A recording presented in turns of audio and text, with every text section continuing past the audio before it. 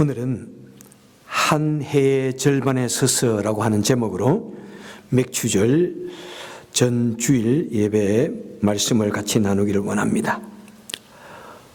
여러분 2024년도가 벌써 절반이 지나갔습니다. 참 세월이 얼마나 빠른지요. 그래도 우리 1년의 전반기는 좀 천천히 지나가는 것 같아요. 근데 후반기는 왜 그렇게 빠르게 지나가는지 몰라요. 이제 여름방학입니다. 벌써 우리 BB에서 여름 성경학교 했고요. 이제 조금 있으면은 우리 청소년 수련회가 있고요. 또 우리 위스콘신의 인디안 단기 선교 우리 교회가 또 같이 하게 됩니다. 그 끝나고 나면은 가을이야. 추수감사절 막 사인이 붙고 그 다음에는 성탄절 절기 그러면서 한 해가 후딱 지나갑니다. 자, 이렇게 빨리 지나가는 이 시간, 이 시점에 한 해의 절반에 서서 전반기를 같이 바라보고 회고하고 내 자신을 점검하고 평가하고 다시 허리를 동여매고 후반기를 다시 한 번 더 열심히 살아갈 수 있기를 소원합니다. 성경에는 1년에 2번의 추수감사절이 나옵니다. 오늘 본문에서 말씀해 주고 있죠. 자, 첫 번은 무엇입니까? 맥추절을 지켜라. 이는 내가 수고하고 밭에 뿌린 것의 첫 열매를 거둠이니라. 첫 번 감사절은 무엇입니까? 맥추절입니다. 이 맥추절의 다른 말은 무엇입니까? 칠칠절 또는 오순절이란 말이 있습니다. 자, 고대 국가는 농경사회입니다. 이스라엘은 1년 중에 전반기에 보리와 밀을 경작하였다가 수확하였습니다. 그래서 그들은 이 맥추절에 자신들이 수확한 그 곡식을 나를 들고 흔들면서 요제라고 그러죠. 흔들면서 하나님 앞에 감사 예배를 드렸던 것입니다. 이 77절이라는 말은 무엇입니까? 7749 곧 6월절 이후에 49일이라는 말이고 오순절이란 말은 뭐냐면은 6월절 후에 50번째 되는 날이다. 이런 의미에서 이렇게 맥추절을 또 777 또 오순절이라고 부릅니다. 다 둘째 추수감사절은 무엇입니까? 그 다음에 수장절을 지키라. 이는 내가 수고하여 이룬 것을 연말에 밭에서부터 거두어 저장함이라. 수장절, 수장이란 말은 연말에 모든 곡식들을 거두어 드리고 창고에 저장한다. 뭔가 추수하고 저장한다는 이런 말입니다. 그리고 이 수장절을 또한 출애굽 때에 장막을 치며 생활했던 광야 생활도 기억하며 장막절로 지킵니다. 그래서 유대인들은 이때가 되면은 집에 장막을 칩니다. 특별히 초막을 칩니다. 초막을 쳐서 거기에서 머무르면서 하나님께서 자신들을 구원해 주셨던 또 보호해 주셨던 그런 절기로 기억하며 감사 예배를 드립니다. 아마 미국에서 시작된 이 추수감사절의 기원은 수장절이 기원이라 생각합니다. 자, 오늘은 수장절은 우리가 놔두고 맥추절에 대해서 한번 생각해 보겠습니다. 사실 저는 그동안 이 맥추절에 대해서 그렇게 중요시하게 생각하지 못했습니다. 그래서 그렇게 중요하게 설교를 드리지 못했는데 제가 맥추절을 가만히 묵상하고 연구하면서 맥추절이 너무나 중요하구나. 그래서 맥추절에 대해서 제가 말씀을 깊이 드리지 못한 것을 매우 회개하면서 오늘 이 시간에 같이 말씀을 나누기를 원합니다. 여러분, 맥추절에 매우 중요한 의미가 담겨 있습니다. 자, 맥추절은 무슨 열매를 거두는 절기라고 말씀합니까? 여기 보니까 첫 열매를 거두는 절기라고 말씀하고 있습니다. 자, 첫 열매의 의미는 무엇일까요? 첫 열매는 첫 번째 열매라는 의미입니다. 물론 그 앞에도 여러 가지 열매들이 열리겠죠. 아마 무화과도 열리고 올리브도 열리고 할 것인데, 첫 번째 열매란 말은 1년 농사 중에서, 중요한 농사 중에서 수확한 첫 번째 그런 추수물이라는 그런 의미입니다. 자, 우리가 말하는 맥추절, 맥이란 말은 주로 무엇을 일컫는 한자어입니까? 보리를 일컫는 한자입니다. 그래서 어떤 사람은 이것을 한국의 그 보리 수확에 맞추어서 절이라고 말하지 않냐고 맥추절로 잘못 번역했다고 이렇게 주장하는 분도 계십니다. 그런데 제가 연구를 해보니까 맥이라는 말이 꼭 보리만 말하는 것이 아니더라고요. 밀도 한자어로 맥이라고 말합니다. 그러니까 보리를 대맥이라고 그러고요, 밀을 소맥이라고 합니다. 그 영어에 보면은 이 wheat, 곧 밀을 추수하는 절기라고 말씀하고 있습니다. 자, 맥추절의 이 중요성은 바로 첫 번 열매를 바친다는 그 의미에 우리는 한번 생각해 보아야 할 것입니다. 그래서 또 맥추절의 다른 말은 초실절이다라고 하는 그런 말이 있습니다. 성경은 보면은 이 첫 번에 대해서, 첫 번 열매의 중요성을 매우 강조합니다. 레위기 23장에 보니까 너희는 첫 번 거둔 곡식을 하나님께 드려라. 첫 번째 드린 맺었던 모든 곡식들, 열매들 하나님께 드려라. 그리고 심지어는 출애굽기 13장에 보면은 이스라엘 너희의 모든 장자들, 너희 집안에 태어난 모든 첫 번째 아들들은 다 하나님께 드려라. 처음 것은 하나님께 드려라. 처음 것은 하나님의 것이기 때문이다. 이렇게 첫 번째 열매를 이렇게 중요하게 말씀을 합니다. 그래서 어떤 분들은, 어떤 믿음의 가정들은 첫 번째 아들은 무조건 하나님께 드려라 해가지고 어렸을 때 첫째 아들은 무조건 하나님께, 그렇게 해가지고 목사님, 선교사님 되신 분들 있고, 그죠? 근데 요즘에는 아들 1명 낳기도 하고 2명 낳으니까 또 그렇게 하기도 쉽지는 않은 것 같아요. 예. 왜 첫 번째 열매를 하나님께 드리는가? 예. 그것은 바로 하나님의 절대 주권을 인정하는 것입니다. 예. 하나님께서 내 삶의 주인이 되심을 인정하는 것입니다. 자, 동양의 예절에 식사할 때 무엇이라고 그럽니까? 식사 테이블에 어머니가 자녀들 쭉 앉혀놓고 아버지가 아직 오지 않았으면 아버지 오실 때까지 기다려. 그죠? 그것이 동양의 예절입니다. 그런데 요즘에는 오히려 반대가 돼가지고 남편을 앞에 앉혀놓고는 아이들 올 때까지 기다려. 이렇게 하기도 한답니다. 그런데 유대의 이 중요한 예절은 무엇입니까? 하나님께 먼저 드리고 그 다음에 우리 사람이 먹을 수 있다, 이런 의미에서 첫째 열매는 하나님께 드리라는 것입니다. 이건 너무나 중요한 것 같아요. 사실 어떤 의미에서 우리가 첫 번째 열매를 먹어버리면, 하나님께 드려버린다면 두 번째 열매가 열리지 않을 수도 있잖아요. 두 번째 열매가 너무나 작을 수 있잖아요.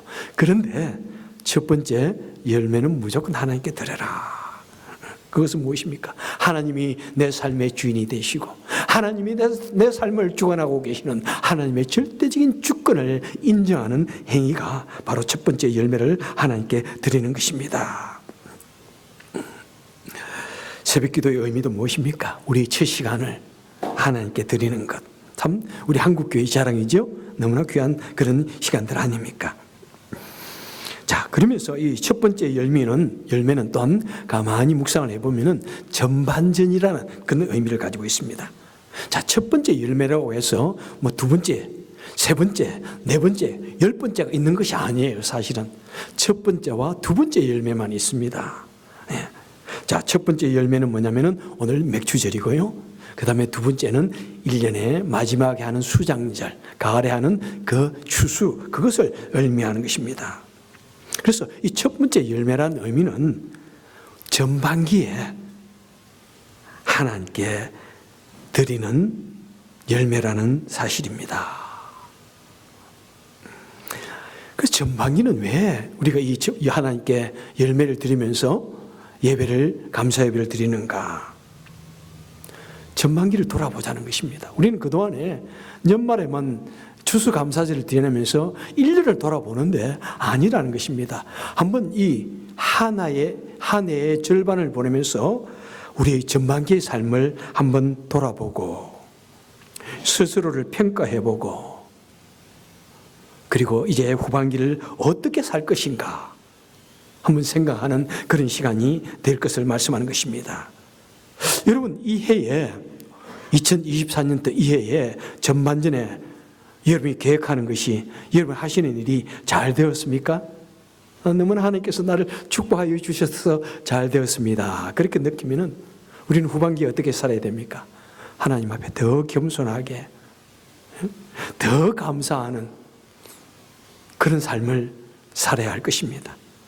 그런데 때로는 이 전반기의 삶이 좀 힘들었다, 쉽지 않았다, 내가 원하는 대로 되지 않았다. 그러면은 한번 가만히 한번 점검해 보시길 바랍니다. 왜 잘 되지 않았을까? 왜 내가 하나님 뜻하는 바대로 좀 살지 않았을까? 더 하나님 기뻐하는 삶을 살지 못했는가?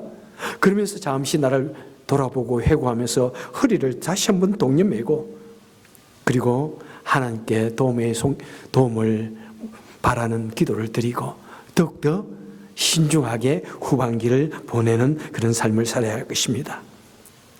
그래서 그럴 때 전반기의 삶을 한번 돌아보고 후반기에는 좀 더 의미 있고 좀 더 풍성하고 하나님께서 기뻐하는 그런 삶을 살 것을 다짐하는 것입니다. 저는 그런 의미에서 이 첫 번째 열매를 감사의 예배를 드리는 이 시간은 첫 번째 열매라는 것에서는 어떤 의미에서 테스트한다는 그런 의미가 있는 것을 보았습니다. 첫 번째 열매는 테스트입니다, 여러분. 자, 잠언서 3장 9절에 보니까 땅에서 얻은 첫 열매로 하나님을 공경하라. 그러면 너의 창고가 가득 차고 너희 포도주통에 햇 포도주가 넘칠 것이다. 지금 첫 열매를 하나님께 드리는 맥주제를 이야기하고 있는 그 연장선상에서 보면은 우리가 한 해의 절반에 돌아보면서 하나님께서 나에게 베풀어 주신 은혜를 생각하면서 그 첫 열매를 잘 하나님께 바쳐 올리면은 그 다음에 너희 창고가 나머지 인생 동안 후반기 인생 동안 너희 창고가 더욱더 차고 넘칠 것이다. 이렇게 말씀합니다. 그러니까 이 말씀은 무엇입니까? 하나님께서는 첫 번째 열매를 우리에게 주시는데 선물로 주시는데 우리가 그것을 어떻게 하는지 가만히 보신다는 것입니다. 그리고 그 사람이 하나님께서 생각하시는 그 테스트를 잘 통과하면은 후반전에 우리 인생의 후반기에 더 큰 것을 맡겨주신다고 말씀을 하고 있습니다. 이전에도 제가 전반기 후반기에 책에 관해서 제가 소개를 드린 적이 있습니다. 여러분, 우리 인생은요 항상 전반기와 후반기가 나누어지고 있습니다. 전반전은 내가 무엇인가를 얻기 위해서 열심히 달려가던 젊은 그 시절이라고 한다면은 때로는 거기에는 인간적인 노력이 있고 또 목표가 있고 또 약간 세속적인 게 섞여 있기도 하고 이 세상적인 것이 섞여 있지만은 이제 후반전에는 인생에 좀 더 의미 있는 삶을 바쳐 올리는 그런 것을 말씀을 드렸는데 여러분, 이 첫 번째 열매에서도 우리는 그런 메시지가 있는 것을 보게 됩니다. 여러분, 달란트 비유를 보십시오. 1달란트, 2달란트, 5달란트. 저들이 그 주인이 준 그 물질을 가지고 열심히 일을 했습니다. 첫 번째 준 그 달란트, 그 열매, 그것을 가지고 열심히 일을 했더니 주님께서 무엇이라고 말씀하십니까? 너희가 작은 일에 충성하였으니 내가 더 큰 것을 맡기겠다. 그러니까 처음 주어졌던 그 달란트는 사실은 무엇입니까? 테스트입니다. 전반기의 삶은 테스트입니다. 그리고 후반기의 삶은 나에게 주신 그것을 가지고 내가 어떻게 살았는가, 어떻게 의미 있는 삶을 살았는가, 그것을 보면서 후반기에 더욱더 놀란 하나님의 은혜로 축복으로 채워주신다는 것입니다. 여러분 전반기의 삶을 사십니까? 후반전의 삶을 사십니까? 여러분, 그것은 나이가 중요한 것이 절대로 아니에요. 우리가 깨닫는 그 순간을 말씀하는 것입니다. 여러분, 전반전의 삶이 진짜일까요? 후반전의 삶이 진짜일까요? 여러분, 전반전의 테스트가 우리 후반전의 인생을 판가름한다는 것을 꼭 기억하시길 바랍니다. 여러분은 어떤 삶을 살기를 원하십니까? 전반기, 예를 들겠습니다. 전반기, 젊을 때 부모의 덕으로 말미암아 아주 화려한 삶을 살고 모든 것이 풍족한 그런 삶을 살다가 다 까먹고 인생의 노년기에, 후반기에 그냥 비참하게 옛날에 그 화려했던 꿈을 생각하며 내가 옛날에는 이렇게 잘 살았지만은 후반기에는 쓸쓸한 삶을 사는 것, 그 삶을 원하십니까? 아니면은 전반전에는, 젊을 때는 힘들고 고생하는, 참 생각해도 가슴 아팠던 그 어려운 시기를 살았지만은, 그런데 그 어려운 시기를 잘 이겨내고 내가 후반전에는 정말 하나님의 은혜로 풍성한 삶을 살고 의미 있는 삶을 살고 나에게 주어진 그것으로 주의를 향하여 베푸는 그런 복된 삶을 살 것인지, 여러분 어떤 삶을 사세요? 살기를 원하세요? 여기에서 물어보지 않아도, 내가 손들어 보라고 하지 않아도 여러분 다 그러실 거예요. 또는 젊을 때는 좀 힘들어도 그래도 후반전에 좀 더 의미 있고 풍성한 삶을 살기 원합니다. 그렇죠, 여러분? 그러시면 한번 아멘 할까요? 아니라면 아니라고 한번 하셔도 좋아요. 그것은 여러분 마음대로 답이 있는 게 아니에요. 저는 정말로 후반전을 의미 있게 사는, 또 풍성한 삶을 살기 원하는 그런 사람들이 되기를 원하고 저도 그렇게 살기를 원합니다. 그래서 한국 속담에 무슨 말이 있습니까? 젊을 때의 고생은 뭐라고요? 사서 해라. 얼마나 중요한 말입니까? 전반전은 좀 고생해도 돼요, 여러분. 젊을 때 우리 좀 고생해도 돼요. 젊을 때 열심히 공부하면서 고생해도 돼요. 어려운 이 이민 생활 속에서, 이 어려운 또 해외 유학 생활 속에서 좀 어렵게 살아도 돼요. 그것이 앞으로 내 인생을 살아갈 때 먼 후반전의 삶 속에서 나에게 좋은 추억이 되어지는 거예요.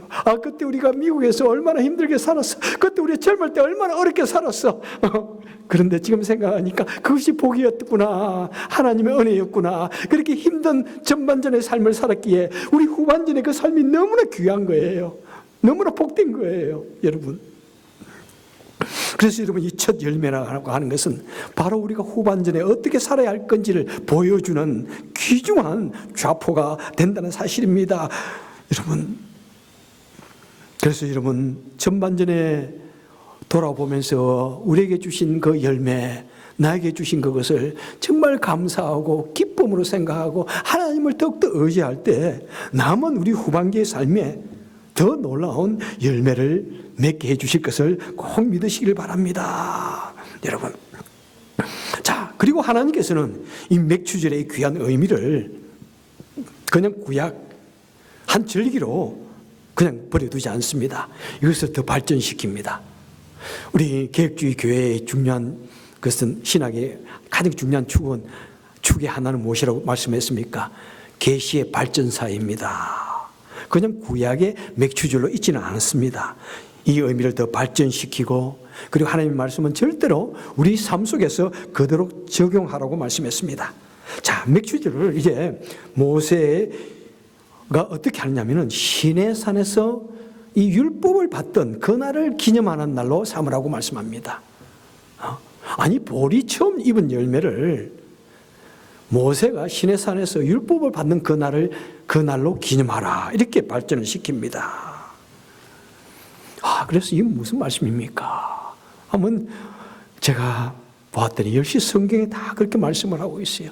여러분, 구약의 율법은 무엇입니까? 하나님께서 우리 사람을 하나님께로 인도하시는 말씀입니다. 몽학선생이라고 그러죠. 무엇이 잘못되었다, 무엇이 옳다 하고 우리에게 가르쳐주는 선생이라는 것입니다. 그것이 첫 번째 열매입니다. 자, 두 번째 열매는 무엇입니까? 신약 성경입니다. 신약 성경, 우리 사람이 믿음으로 말미암아 구원을 얻게 되는 진리를 말씀해 주는 것이 두 번째 열매라는 것이죠. 하나님께서 우리 인류에게 주신 첫 번째 말씀의 열매가 바로 시내산에 주신 그 율법이고, 그리고 구약에 나온 그 모든 율법의 구약의 말씀이 하나님께서 우리에게 주신, 우리 인류에게 주신 첫 번째 구원의 메시지입니다. 그래서 이 첫 번째 열매 맥추절에 우리는 그 날을 기억하라고 하는 것입니다. 그리고 또한 이 맥추절이 신약에서는 무엇으로 발전합니까? 신약에서 고린도전서 15장 20절에 보니까 그리스도께서 우리 모든 잠든 사람의 첫 열매가 되셨느니라. 그 부활의 첫 열매, 예수 그리스도시라는 것입니다. 이 맥추절이 신약 시대에 와서 예수 그리스도의 부활을 상징한다고 성경은 우리에게 분명히 말씀하고 있습니다.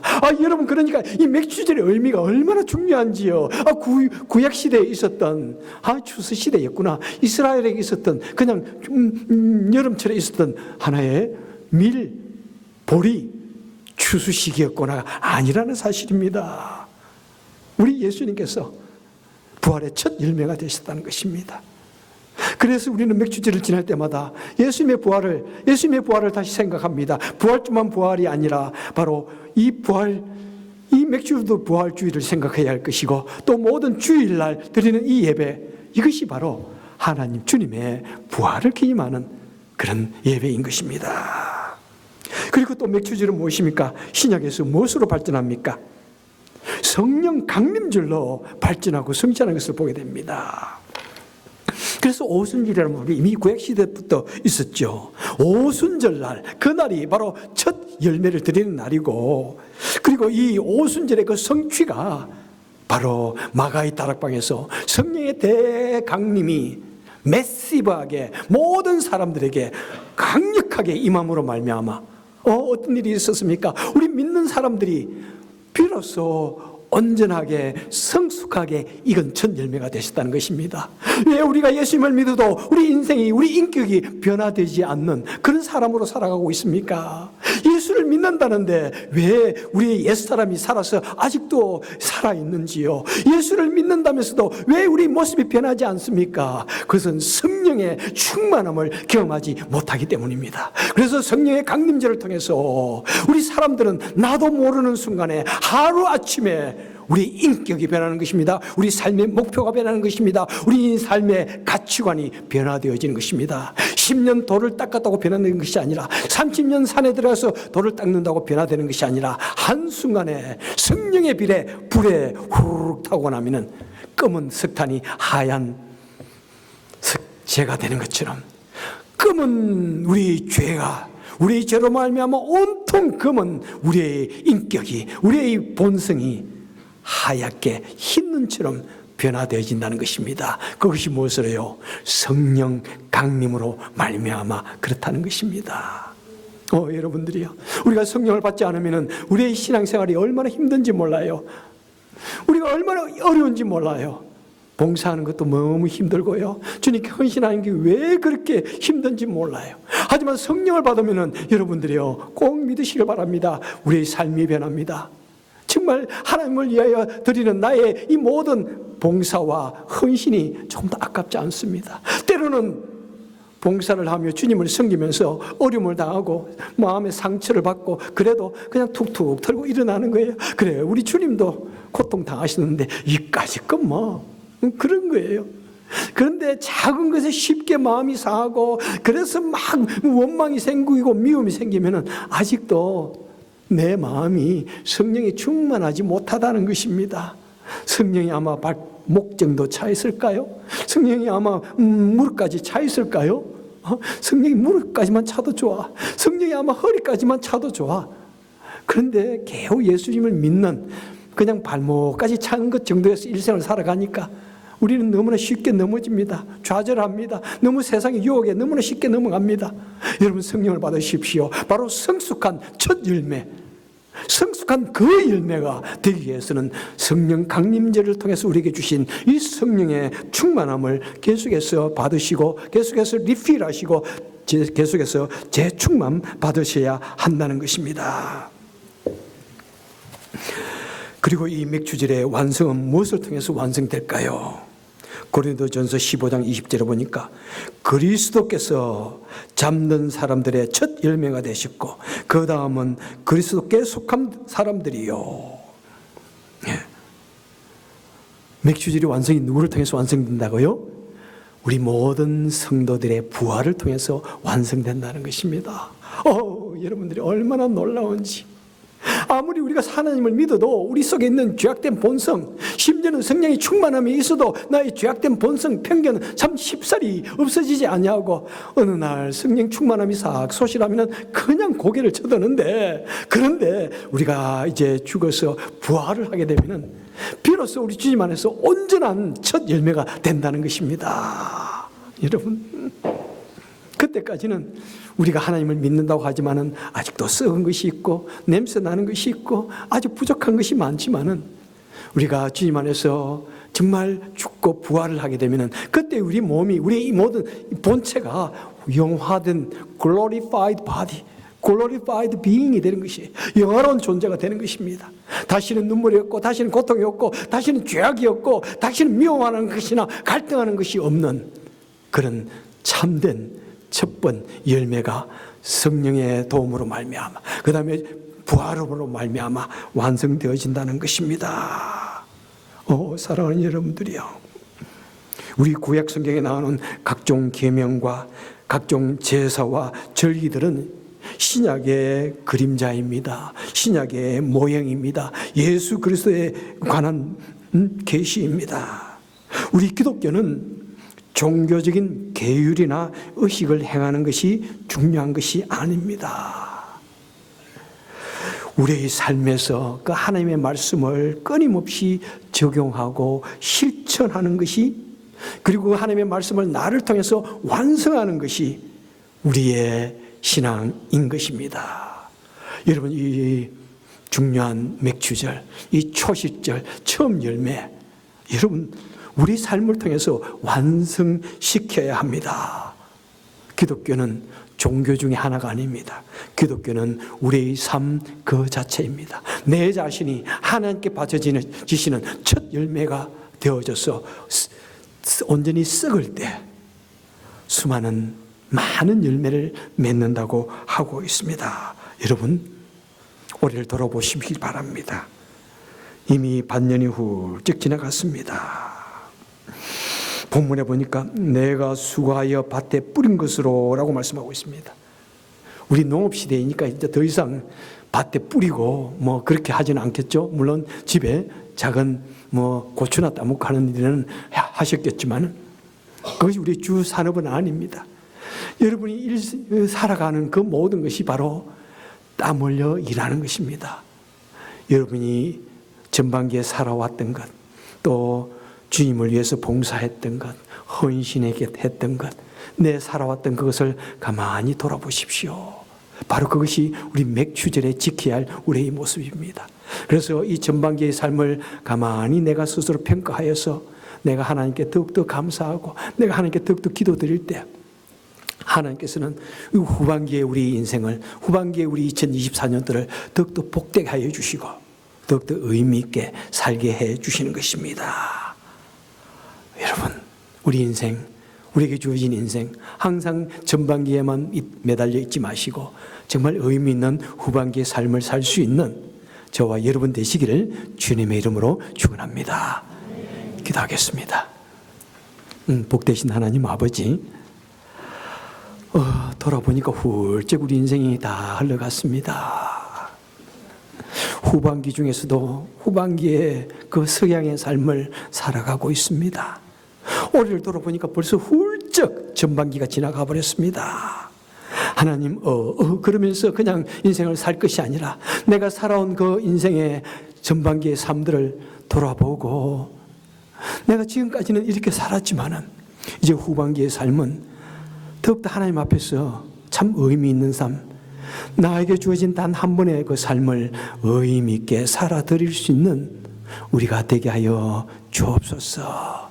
행여나 잘못 산 것 있으면은 더욱더 고쳐서 더욱더 주님이 기뻐하는 삶을 살게 하시고, 그래도 내 나름대로 의미 있게 정말 복된 삶을 살아왔으면은 더욱더 나에게 주신 것으로 하나님의 사역을 위해서 또 우리 주의를 위해서 더욱더 의미 있게 내 자신을 헌신할 수 있는, 바칠 수 있는 우리가 되게 하여 주옵소서. 오늘 이 시간에도 주의 전에 나와서 예배 드릴 때 빈손으로 나오지 아니하고 주의 드릴 예물을 준비케 하시고 드리게 하시니 감사합니다. 하나님, 우리에게 주어진 열매들을 드립니다.